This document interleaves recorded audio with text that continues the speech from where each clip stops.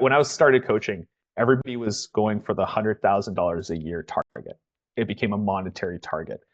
And what I realized and what I wish I kind of had been able to coach myself on is that no, it has to be on what are you growing as a purpose? Because we might want the money, and I think we all would love the money. Like if money, who doesn't want the money? But we really have to build our business based on the results we get our clients. And that's what I wish I had instilled in my brain very early on, because when I made that switch is when I started to really create value. I'm not out there to get 1,000 clients. I'm not out there to make $1 million. I'm out there to transform my clients, to get them success. That's the goal. That's the mission. If I do that for 5 people, great. If I do that for 50 people, fantastic. If I do that for 5,000, amazing. But it's focus on your client's transformation and not on your wealth. Welcome to Career Coaching Secrets, the podcast where we talk with successful career coaches on how they built their success and the hard lessons they learned along the way. My name is Davis Nguyen, and I'm the founder of Purple Circle, where we help career coaches scale their business to 7 and 8 figures without burning out. Before Purple Circle, I started and scaled several 7 and 8 figure career coaching businesses myself and consulted with 2 career coaching businesses that are now doing over $100 million each. Whether you're an established coach or just building your practice for the first time, you'll discover the secrets to elevating your coaching business. Hey everyone, welcome to another episode of Career Coaching Secrets podcast. Today my guest is Pete Beskas, a certified coach, best-selling author of the book Cracking the Rich Code, also host of the Tools for the Modern Man podcast, and the speaker who helps ambitious professionals take control of their careers and create a future they're excited about. After hitting his own turning point at 40, Pete developed a results-driven, action-oriented coaching approach that empowers his clients to overcome challenges, break old patterns, and build lives filled with purpose and passion. I'm excited to dive into his story. Welcome to the show, Pete. Thanks for having me, Rexhen. I'm really excited to be here. Pleasure to have you, Pete. Tell me a little bit more about what inspired you to become a career coach and leadership coach. Well, for me, I've always been in that mindset of mentorship, leadership. Growing up, I didn't have a lot of mentors in my early on in my career, and the few that I did really, really helped me. And I think that that's what helped to accelerate my success and accelerate my kind of growth through the corporate ranks, was having really valued, people who had been there before and were willing to share and help me along the way. And I see that as we've gone on, less and less of those people exist in a corporate or business sphere.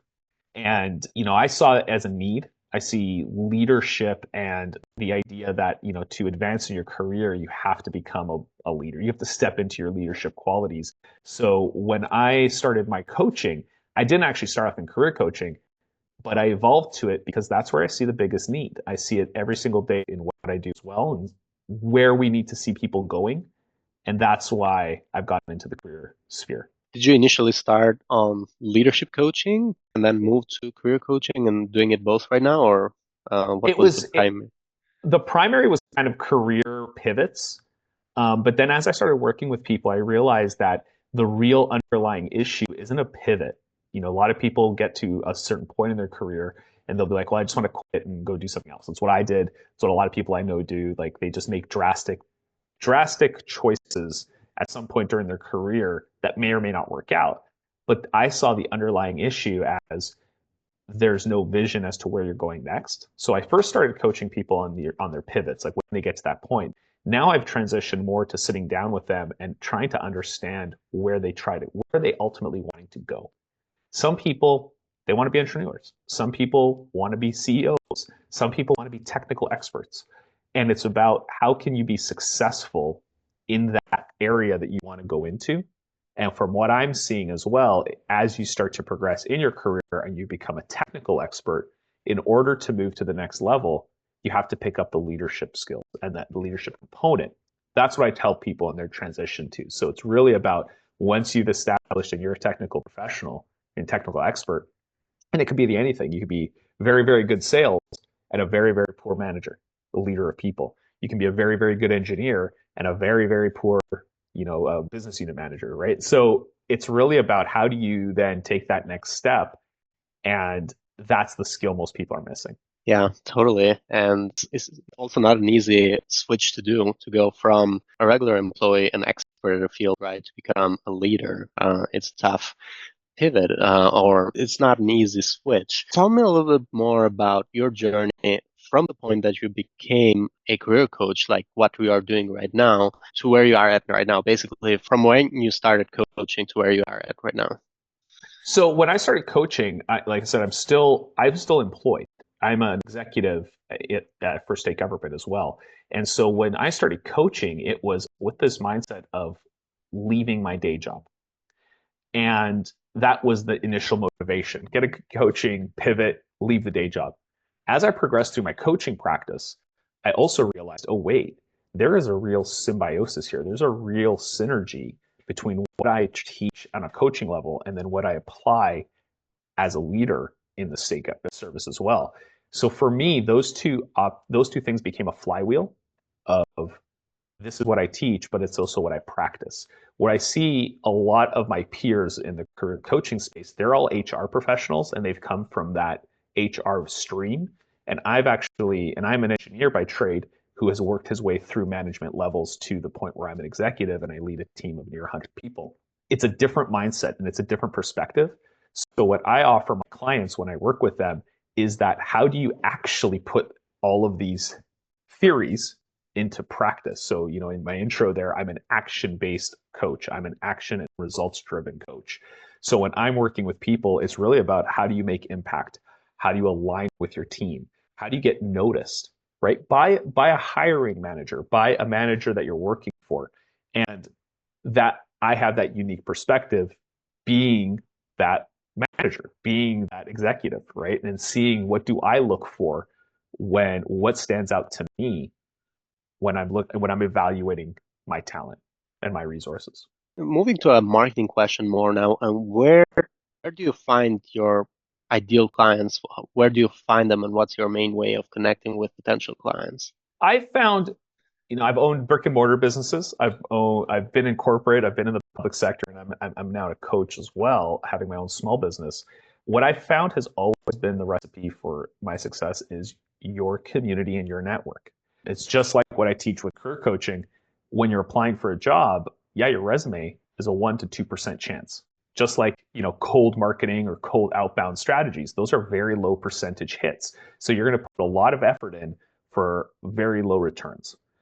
What I've noticed, and again, this is what I teach when I'm discussing networking and building relationships, is that's where 70 to 80% of your opportunities exist. And it's the same with clients, and it's the same with working with people. 70 to 80% of the people who will hire me will come from my network. They will come from the relationships I've built. They'll come from the edification, the trust that I've built from showing up locally, online, in different groups to speak, to be present, and to add value.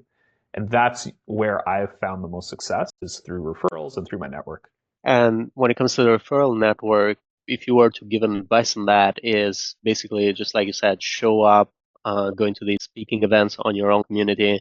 So for anyone who wants to build that network but don't have the experience, or maybe are like an introvert, would be able to do that, what would be some of the strategies there? I think for a lot of people, again, and I've seen this with introverts or extroverts, and I love to challenge that because if you meet an introvert and you're talking to them about their most passionate thing, they stop being an introvert, right? Everybody loves to talk about themselves. And that's true of anything. So when you're networking, what I teach people when they're networking isn't just going to a big event and having to freeze up shaking hands with 1,000 people. Networking is having one conversation. Having a metric where you're meeting somebody every week or somebody 2 3 times a week, and then asking them to introduce you to someone else. And it's that organic community based. As humans, we want to be of service. It's intrinsic in our nature. We want to support each other, especially if we've got value.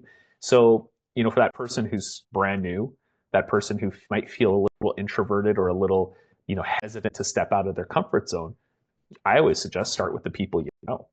Start doing the easy reps. Have a coffee, have a conversation with somebody you know. But instead of talking about the usual, how's your day, how's your kids, what are you up to, have a few questions that are strategic. Start the conversation, just like with these podcasts, just like when we have all these conversations. We're not just riffing. You're asking a few targeted questions to help uncover what you want to learn. So if you're starting out and you don't know what your ideal client's needs are, start having some conversations with your ideal client and asking them, what are you struggling with? If you could, are you looking for a promotion? Are you looking to change industries? Are you looking to quit? Are you just want to be retired? These are all great probing questions to ask people to start sourcing information. Through those conversations, then you get to start seeing where the opportunities exist. Thanks so much for sharing that, Pete. That was very helpful. I wanted to ask you something. What are the goals that you are working towards for the next 1 to 3 years? It's funny because I used to be the person who would plan out 5 years, 10 years at a time. And I realized in business, you have to be a lot more. Yes, it's nice to have a strategic vision of where you're going in the future, but things change so quickly.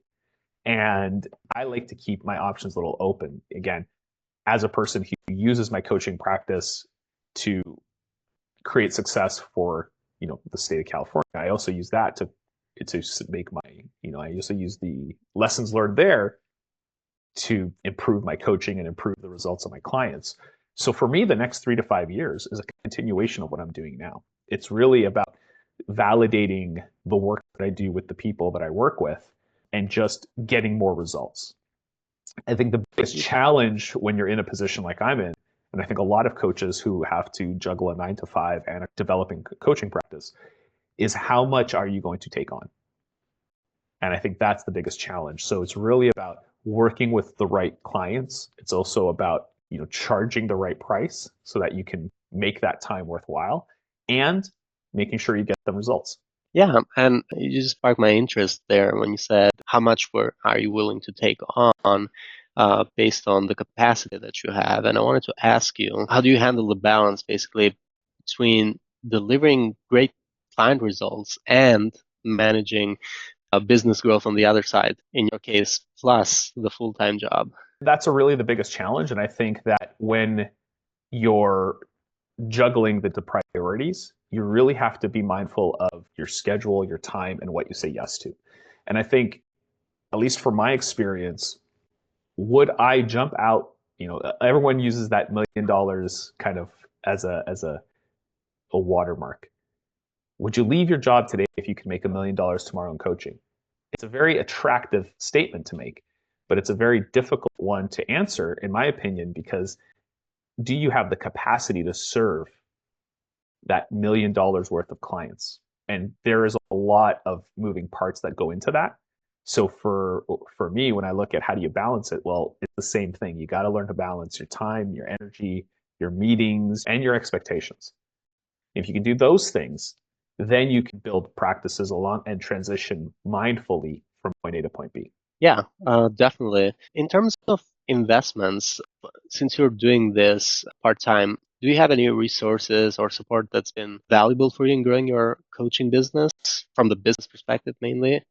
Yeah, the most valuable thing I've ever invested in my coaching business are my masterminds and my networks, bar none.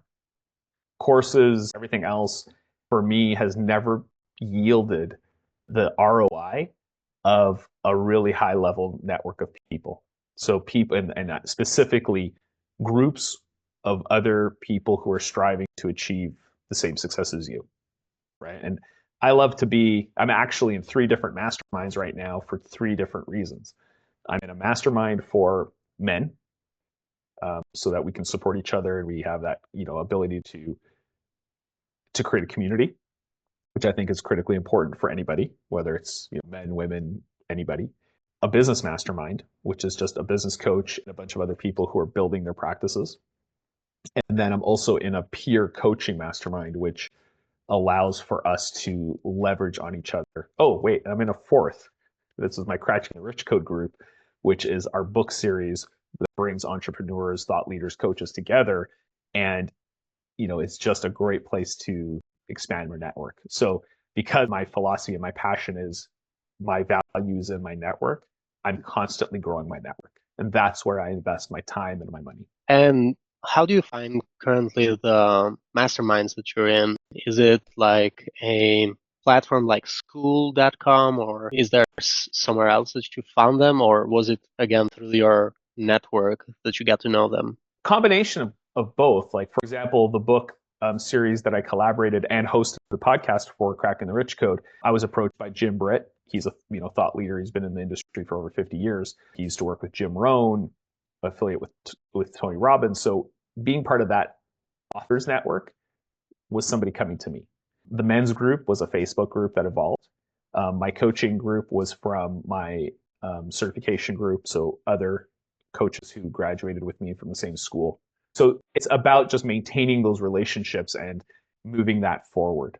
And then in turn, I've just actually created a mini mastermind of my own for just a very select few group of peer coaches who are building their businesses so that we can support and grow each other as and through our struggles. So All right, cool. Yeah, that was very helpful. Another question is, and I like to ask this always to every coach because there's always something on this. What is something that you wish you had known when you first started scaling your coaching business? What is like an unexpected lesson learned for you?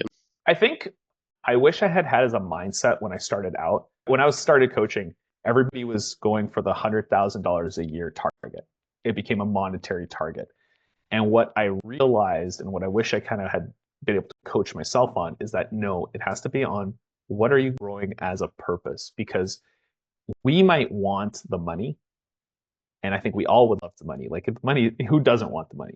But we really have to build our business based on the results we get our clients. And that's what I wish I had instilled in my brain very early on, because when I made that switch is when I started to really create value. I'm not out there to get 1,000 clients. I'm not out there to make $1 million. I'm out there to transform my clients, to get them success. That's the goal. That's the mission.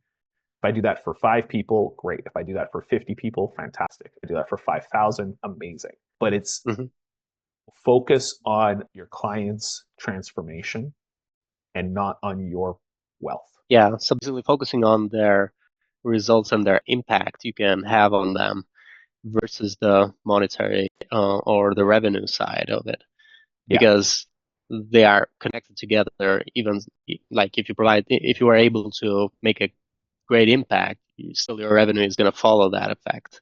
Yeah, and I have one for I have a tactical one as well. When you're starting out and you have zero cash flow, don't spend on big programs.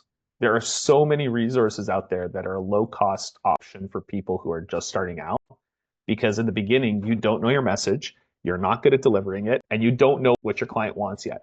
So unless you're kind of lean into your superpower, but you have zero cash flow, don't go spend a bunch of money and put yourself in a lot of debt that then you're having to backfill. Look for creative solutions. Yeah, thanks so much for that tactical approach and the strategy approach as well. Is there any aspect of running your coaching business right now and figuratively would keep you up at night? In your case, might not be the case because you also have a full-time job, so you're not reliant on the coaching. But maybe, do you see that? And this is like a follow-up question. Do you see that in the future changing, like you going full-time in coaching as well? Well, it's interesting you say that, because one of the things I've really focused on this year is, something I teach too to my clients is focusing on your strengths, right? I think as a single business owner, you have to wear all those different hats, marketing, sales, everything else.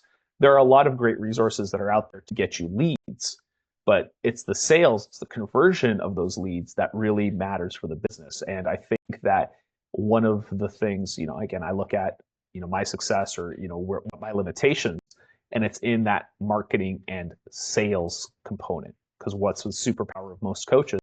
It's doing the coaching, it's doing the work. And 50% of the business isn't the coaching. 50% of the business is bringing people to your door and having them sign up. And I think a lot of the struggle, especially if that's not your strength, especially if that isn't your superpower, that's where people struggles in the marketing and sales.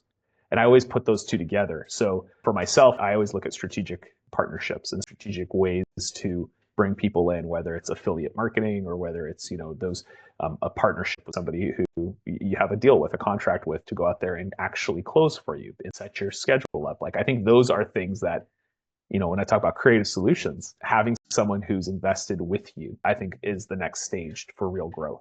And no business I've ever been in that's successful and can sustain long term has one person doing everything.